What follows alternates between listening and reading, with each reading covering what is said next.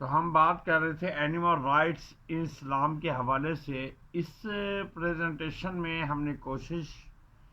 کی ہے کہ آپ کے ساتھ اس پریزنٹیشن کے ذریعے وہ حوالہ جات جو اس بات کی انڈیکیشن ہے کہ اسلام نے کس حد تک اینیمل رائٹس کے اوپر کام کیا ہے اور ہمیں تعلیمات دی ہیں جو کہ قیامت تک کے انسانوں کے لیے ایک گائیڈ لائن کے طور پہ ہم اس کو فالو کر سکتے ہیں. آپ صلی اللہ علیہ وسلم کے دور میں ایک صحابی نے چڑیا کے بچے ایک سفر کے دوران اس کے گھونسلے سے نکالے تو آپ صلی اللہ علیہ وسلم نے فوراً حکم دیا جب آپ صلی اللہ علیہ وسلم کو خبر ہوئی کہ ان چڑیا کے بچوں کو، ان پرندوں کے بچوں کو ان کے گھونسلوں میں پہنچاؤ.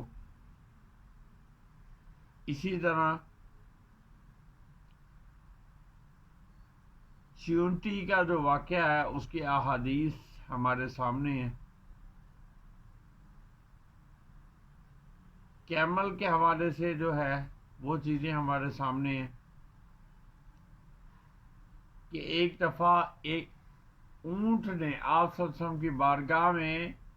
اس کے مالک کی طرف سے آنے والی سختی کی شکایت کی تو آپ صلی اللہ علیہ وسلم نے اس کے مالک کو بلا کے اونٹ کے حقوق کے بارے میں ان کو تعلیمات دیں، اور وہ اس وقت کی بتائی ہوئی تعلیمات قیامت تک کے مسلمانوں کے لیے ایک گائیڈ لائن ہے. اسی طرح ایک اور حدیث کے اندر اونٹ یا کسی بھی جانور کو جس کو اوپر آپ سامان رکھ کے ایک جگہ سے دوسری جگہ لوڈنگ کے طور پہ استعمال کرتے ہیں، اس کے بارے میں مکمل تعلیمات جو ہے آپ صلی اللہ علیہ وسلم کی ذات نے پوری امت مسلمہ کے لیے ایک گائیڈ لائن کے طور پہ دی.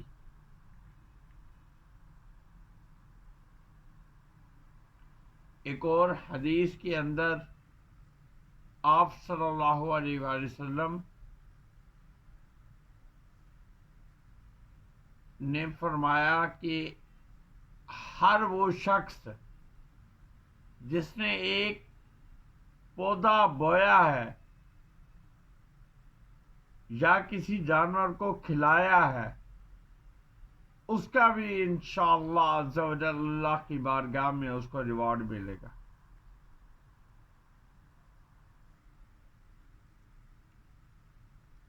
اسی طرح ایک کتے کو پانی پلانے کا معاملہ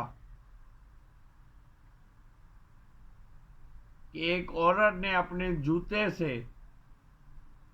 کنویں سے پانی بھر کے ایک پیاسے کتے کو پلایا تو اللہ تعالیٰ اس پہ مہربان ہے،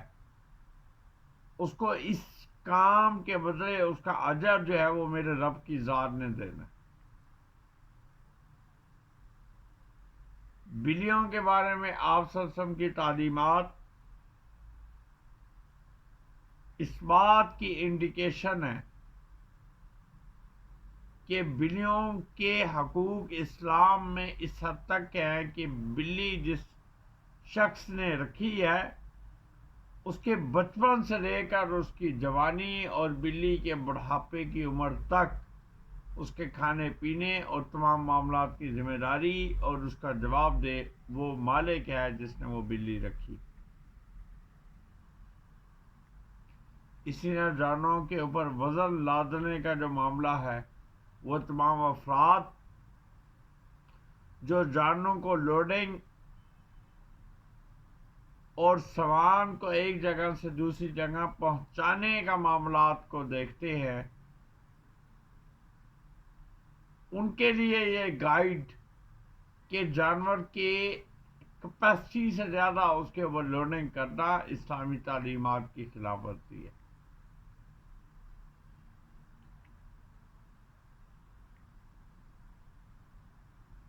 اسی طرح ہر وہ شخص جس نے جانوروں کا شوٹنگ،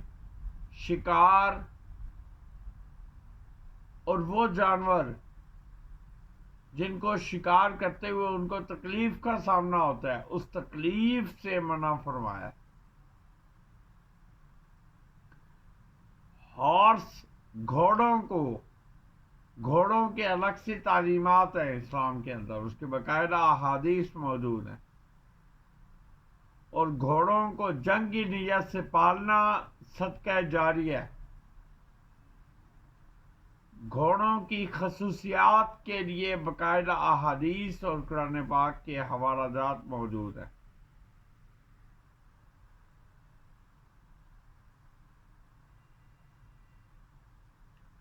اسی طرح روز محشر حضرت عمر بن خطاب رضی اللہ تعالیٰ عنہ فرماتے ہیں کہ ایک بکری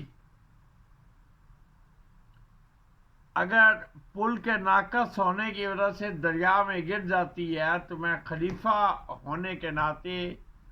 اس بکری کی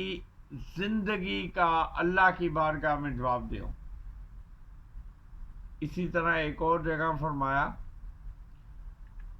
کہ اگر ایک کتا دریا کے کنارے پیاس کی وجہ سے مر جاتا ہے تو حضرت عمر رضی اللہ تعالیٰ عنہ فرماتے ہیں کہ میں بطور خلیفہ اللہ کی بارگاہ میں اس کا جواب دوں۔ یہ وہ کچھ تعلیمات ہیں جو اس ویڈیو میسج کے ذریعے آپ کے ساتھ شیئر کی، تاکہ یہ پیغام دنیا کے کونے کونے میں پہنچے کہ آج مغرب جو یہ سوال اٹھاتا ہے کہ مغرب یا ویسٹرن یونین یا یورپین جو لوگ ہیں وہ مسلمانوں سے زیادہ جانوں کے حقوق پہ زور دیتے ہیں، تو یہ کنسپٹ مکمل غلط ہے۔ آج سے 1400 سال پہلے آپ صلی اللہ علیہ وآلہ وسلم نے صحابہ کرام کو جو تعلیمات دے دی جانوں کے حقوق کے حوالے سے، وہ تعلیمات قیامت تک کے مسلمانوں کے لیے، امت مسلمہ کے لیے ایک گائیڈ لائن کے طور پہ ہوتی ہیں، اور بحیثیت مسلمان ہم سب کی یہ ذمہ داری ہے کہ ہم ان احادیث اور ان قرآن پاک کی تعلیمات کے اوپر عمل کریں اور اپنے ارد گرد جانوروں کی نگرانی کریں، اور جو جانور ہمارے چھپائے ہماری نگرانی میں دے دیے گئے ہیں ان سب کو ان کی دیکھ بھال کرنا، ان کے علاج کی ذمہ داریاں کرنا، یہ ہم سب کا ایک فریضہ ہے، ہم سب پہ فرض ہے، اور اس فرض کو ادا کیے بغیر ہمارا حساب کتاب روز محشر ناممکن ہے۔ شکریہ۔